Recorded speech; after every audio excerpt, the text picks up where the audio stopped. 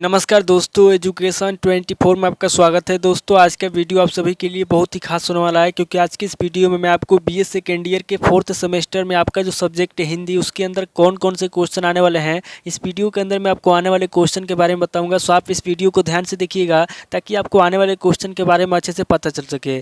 और जितने भी स्टूडेंट बीए सेकेंड ईयर के अंदर है, जिनका 4th सेमेस्टर का एग्जाम होने वाला है या फिर 4th सेमेस्टर का एग्जाम चल रहा है, वो लोग कमेंट करके जरूर बताएं कि नेक्स्ट क्वेश्चन पेपर उनको किस सब्जेक्ट के ऊपर चाहिए, ताकि आपके कमेंट के अनुसार मैं आपको क्वेश्चन पेपर दे सकूं।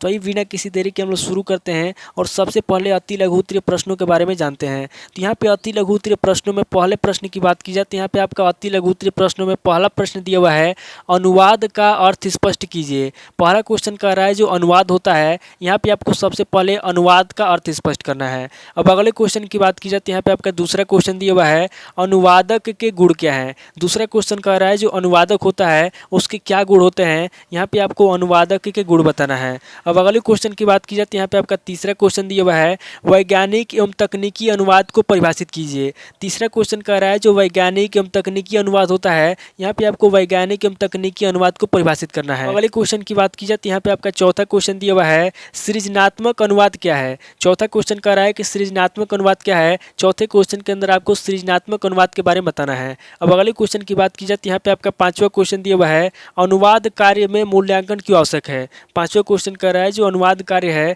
यहाँ पे आपको बताना है कि अनुवाद कार्य में मूल्यांकन क्यों आवश्यक है। अब अगले क्वेश्चन की बात की जाए तो यहाँ पे आपका छठा क्वेश्चन दिया हुआ है, प्राचीन भारत में विधि किस रूप में प्रचलित थी। छठा क्वेश्चन कह रहा है जो प्राचीन भारत है, प्राचीन भारत में विधि किस रूप में प्रचलित थी, यहाँ पे आपको बताना है कि प्राचीन भारत में विधि किस रूप में प्रचलित थी। अब अगले क्वेश्चन की बात की जाए तो यहाँ पे आपका सातवां क्वेश्चन दिया हुआ है, भारत की सबसे बड़ी बैंकिंग संस्था का क्या नाम है। सातवां क्वेश्चन कह रहा है जो भारत है, भारत की सबसे बड़ी बैंकिंग संस्था का क्या नाम है। यहाँ पे आपको भारत की सबसे बड़ी बैंकिंग संस्था का नाम बताना है। अब अगले क्वेश्चन की बात की जाए तो यहाँ पे आपका आठवां क्वेश्चन दिया हुआ है, कानूनी भाषा की प्रकृति को संक्षेप में समझाइए। आठवां क्वेश्चन कह रहा है जो कानूनी भाषा है, यहाँ पे आपको कानूनी भाषा की प्रकृति को संक्षेप में समझाना है। अब अगले क्वेश्चन की बात की जाए तो यहाँ पे आपका नवा क्वेश्चन दिया हुआ है, दुभाषीय का प्रमुख कार्य क्या होता है। नवा क्वेश्चन कह रहा है जो दुभाषीय होता है उसका प्रमुख कार्य क्या होता है, यहाँ पे आपको दुभाषीय के प्रमुख कार्य के बारे में बताना है। अब अगले क्वेश्चन की बात की जाए तो यहाँ पे आपका 10वां क्वेश्चन दिया हुआ है, शब्दकोश क्या है। 10वां क्वेश्चन कह रहा है कि शब्दकोश क्या है,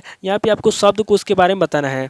अब अगले क्वेश्चन की बात की जाए तो यहाँ पे आपका 11वां क्वेश्चन दिया हुआ है, पुनर्अनुवाद आधारित मूल्यांकन कीजिए। 11वां क्वेश्चन कह रहा है जो पुनः अनुवाद होता है, यहाँ पे आपको पुनर्अनुवाद आधारित मूल्यांकन करना है। अब अगले क्वेश्चन की बात की जाए तो यहाँ पे आपका 12वां क्वेश्चन दिया हुआ है, अनुवाद के विविध रूप क्या है। 12वां क्वेश्चन कह रहा है कि अनुवाद के विविध रूप क्या है, यहाँ पे आपको अनुवाद के विविध रूपों के बारे में बताना है। तो ये टोटल आपके 12 क्वेश्चन होंगे जो आपसे अति लघु उत्तरीय प्रश्न में पूछे जाएंगे। अब आगे हम लोग लघु उत्तरीय प्रश्नों के बारे में जानेंगे। तो यहाँ पे लघु उत्तरीय प्रश्नों में पहले प्रश्न की बात की जाए तो यहाँ पे आपका पहला प्रश्न दिया हुआ है, अनुवाद का स्वरूप क्या है। पहला क्वेश्चन कह रहा है कि अनुवाद का स्वरूप क्या है, यहाँ पे आपको अनुवाद के स्वरूप के बारे में बताना है। अब अगले क्वेश्चन की बात की जाए तो यहाँ पे आपका दूसरा क्वेश्चन दिया हुआ है, अनुवाद के क्षेत्र में रोजगार की संभावनाओं की समीक्षा कीजिए। दूसरा क्वेश्चन कह रहा है जो अनुवाद है, यहाँ पे आपको अनुवाद के क्षेत्र में रोजगार की संभावनाओं की समीक्षा करना है। अब अगले क्वेश्चन की बात की जाए तो यहाँ पे आपका तीसरा क्वेश्चन दिया हुआ है, अनुवाद और संस्कृति पर एक लेख लिखिए। तीसरा क्वेश्चन कह रहा है जो अनुवाद और संस्कृति होता है, यहाँ पे आपको अनुवाद और संस्कृति पर एक लेख लिखना है। अब अगले क्वेश्चन की बात की जाए तो यहाँ पे आपका चौथा क्वेश्चन दिया हुआ है, बहुभाषिक समाज से क्या तात्पर्य है। चौथा क्वेश्चन कह रहा है जो बहुभाषिक समाज होता है, यहाँ पे आपको बताना है कि बहुभाषिक समाज से क्या तात्पर्य है। अब अगले क्वेश्चन की बात की जाए तो यहाँ पे आपका पांचवा क्वेश्चन दिया हुआ है, अनुवाद में कोश का क्या महत्व है। पांचवा क्वेश्चन कह रहा है कि अनुवाद में कोश का क्या महत्व है, यहाँ पे आपको बताना है कि अनुवाद में कोश का क्या महत्व होता है। अब अगले क्वेश्चन की बात की जाए तो यहाँ पे आपका छठा क्वेश्चन दिया हुआ है, थिसारस क्या है, थिसारस के उपयोग बतलाइए। छठा क्वेश्चन कह रहा है कि थिसारस क्या है, यहाँ पे आपको सबसे पहले थिसारस के बारे में बताना है, उसके बाद आगे आपको थिसारस के उपयोग बताना है। अब अगले क्वेश्चन की बात की जाए तो यहाँ पे आपका सातवां क्वेश्चन दिया हुआ है, उच्चारण का क्या आशय है, इसकी उपयोगिता को संक्षेप में बतलाइए। सातवां क्वेश्चन कह रहा है कि उच्चारण क्या होता है, यहाँ पे आपको सबसे पहले उच्चारण का आशय बताना है, उसके बाद आगे आपको इसकी उपयोगिता को संक्षेप में बतलाना है। अब अगले क्वेश्चन की बात की जाए तो यहाँ पे आपका आठवां क्वेश्चन दिया हुआ है, शब्दकोश के उपयोग बताइए। आठवां क्वेश्चन कह रहा है जो शब्दकोश होता है, यहाँ पे आपको शब्दकोश के उपयोग बताना है। अब अगले क्वेश्चन की बात की जाए तो यहाँ पे आपका नवा क्वेश्चन दिया हुआ है,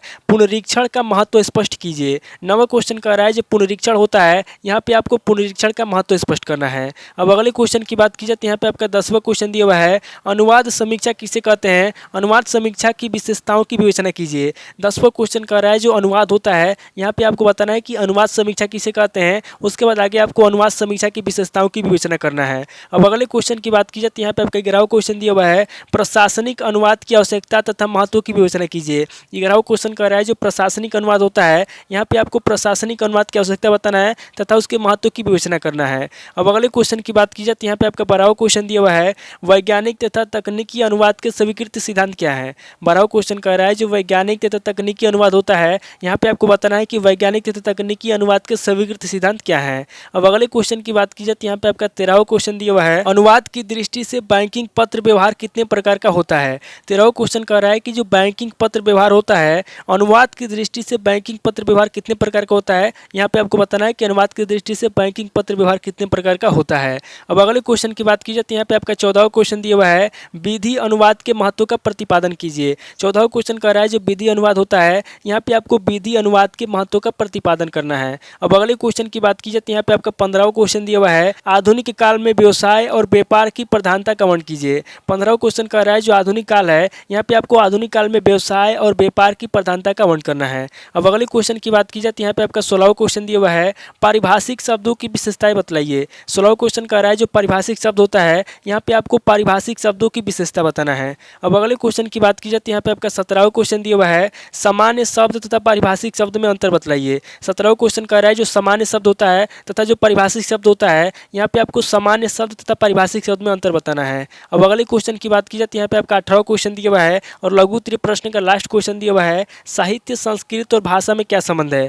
18वां क्वेश्चन कह रहा है जो साहित्य संस्कृत और भाषा है, इसमें क्या संबंध है। यहाँ पे आपको साहित्य संस्कृत और भाषा में संबंध बताना है। तो ये टोटल आपके 18 क्वेश्चन होंगे जो आपसे लघु उत्तरीय प्रश्न में पूछे जाएंगे। अब आगे हम लोग दीर्घ उत्तरीय प्रश्नों के बारे में जानेंगे। तो यहाँ पे दीर्घ उत्तरीय प्रश्नों में पहले प्रश्न की बात की जाए तो यहाँ पे आपका पहला प्रश्न दिया हुआ है, अनुवाद की अवधारणा क्या है, अनुवाद के स्वरूप की व्याख्या कीजिए। पहला क्वेश्चन कर रहा है कि अनुवाद की अवधारणा क्या है। यहाँ पे आपको सबसे पहले अनुवाद की अवधारणा बताना है, उसके बाद आगे आपको अनुवाद के स्वरूप की व्याख्या करना है। अब अगले क्वेश्चन की बात की जाए तो यहाँ पे आपका दूसरा क्वेश्चन दिया हुआ है, अनुवाद के क्षेत्रों पर प्रकाश डालिए। दूसरा क्वेश्चन कर रहा है जो अनुवाद का क्षेत्र होता है, यहाँ पे आपको अनुवाद के क्षेत्रों पर प्रकाश डालना है। अब अगले क्वेश्चन की बात की जाए तो यहाँ पे आपका तीसरा क्वेश्चन दिया हुआ है, अनुवाद के प्रकारों की विवेचना कीजिए। तीसरा क्वेश्चन कर रहा है जो अनुवाद होता है, अनुवाद कितने प्रकार का होता है, यहाँ पे आपको अनुवाद के प्रकारों की विवेचना करना है। अब अगले क्वेश्चन की बात की जाए तो यहाँ पे आपका चौथा क्वेश्चन दिया हुआ है, अनुवाद के सामाजिक सांस्कृतिक संदर्भ की अवधारणा एवं समस्याओं का उल्लेख कीजिए। चौथा क्वेश्चन कह रहा है जो अनुवाद है, यहाँ पे आपको सबसे पहले अनुवाद के सामाजिक सांस्कृतिक संदर्भ की अवधारणा स्पष्ट करना है, उसके बाद आगे आपको इसके समस्याओं का उल्लेख करना है। अब अगले क्वेश्चन की बात की जाए तो यहाँ पे आपका पांचवा क्वेश्चन दिया हुआ है, कोषों का संक्षिप्त वर्गीकरण करते हुए कोषों के उपयोग की विवेचना कीजिए। पांचवा क्वेश्चन कह रहा है जो कोषों होता है, यहाँ पे आपको कोषों का संक्षिप्त वर्गीकरण करना है और कोषों के उपयोग की विवेचना करना है। अब अगले क्वेश्चन की बात की जाए तो यहाँ पे आपका छठा क्वेश्चन दिया हुआ है, विश्व कोष का अर्थ, परिभाषा, प्रकार, विशेषताएं और सीमाओं की विवेचना कीजिए। छठा क्वेश्चन कह रहा है जो विश्व कोष होता है, यहाँ पे आपको विश्व कोष का अर्थ बताना है, उसकी परिभाषा बताना है, उसके प्रकार बताना है, उसकी विशेषता बताना है और उसके सीमाओं की विवेचना करना है। अब अगले क्वेश्चन की बात की जाए तो यहाँ पे आपका सातवां क्वेश्चन दिया हुआ है, पुनरीक्षण का क्या तात्पर्य है, पुनरीक्षण की प्रक्रिया को समझाइए। सातवां क्वेश्चन कह रहा है कि पुनरीक्षण का क्या तात्पर्य है, यहाँ पे आपको पुनरीक्षण के बारे में बताना है और पुनरीक्षण की प्रक्रिया को समझाना है। अब अगले क्वेश्चन की बात की जाए तो यहाँ पे आपका आठवां क्वेश्चन दिया हुआ है, वैज्ञानिक तथा तकनीकी अनुवाद की विवेचना कीजिए। आठवां क्वेश्चन कह रहा है कि वैज्ञानिक तथा तकनीकी अनुवाद क्या होता है, यहाँ पे आपको वैज्ञानिक तथा तकनीकी अनुवाद की विवेचना करना है। अब अगले क्वेश्चन की बात की जाए तो यहाँ पे आपका नवा क्वेश्चन दिया हुआ है, विधि साहित्य के हिंदी में अनुवाद कार्य की आवश्यकता निर्दिष्ट कीजिए। नवा क्वेश्चन कह रहा है जो विधि साहित्य है, यहाँ पे आपको विधि साहित्य के हिंदी में अनुवाद कार्य की आवश्यकता को निर्दिष्ट करना है। अब अगले क्वेश्चन की बात की जाए तो यहाँ पे आपका लास्ट क्वेश्चन दिया हुआ है, यानी कि दीर्घ उत्तरीय प्रश्न का 10वां क्वेश्चन दिया हुआ है, वैज्ञानिक एवं तकनीकी लेख के अनुवाद वर्तमान युग की सबसे महत्वपूर्ण संचार कड़ी है, इस कथन पर विचार कीजिए। 10वां क्वेश्चन कह रहा है कि वैज्ञानिक एवं तकनीकी लेख के अनुवाद वर्तमान युग की सबसे महत्वपूर्ण संचार कड़ी है, इस कथन पे आपको विचार करना है। ये टोटल आपके 10 क्वेश्चन होंगे जो आपसे दीर्घ उत्तरीय प्रश्न में पूछे जाएंगे। तो इस वीडियो के अंदर मैंने आपको अति लघु उत्तरीय प्रश्न, लघु उत्तरीय प्रश्न और दीर्घ उत्तरीय प्रश्न तीनों तरह के प्रश्नों के बारे में बता दिया। आप इन तीनों तरह के प्रश्नों को नोट कर लीजिए और किसी किताब से, सीरीज से मिलाकर के याद कर लीजिए। तो दोस्तों आज इस वीडियो को वहीं पे स्किप करता हूँ, मिलता है आपसे नेक्स्ट वीडियो में। अगर आपको वीडियो अच्छा लगा तो वीडियो को लाइक कीजिए, शेयर कीजिए और कमेंट करके बताइए कि आपको नेक्स्ट वीडियो किस टॉपिक के ऊपर चाहिए। थैंक यू दोस्तों।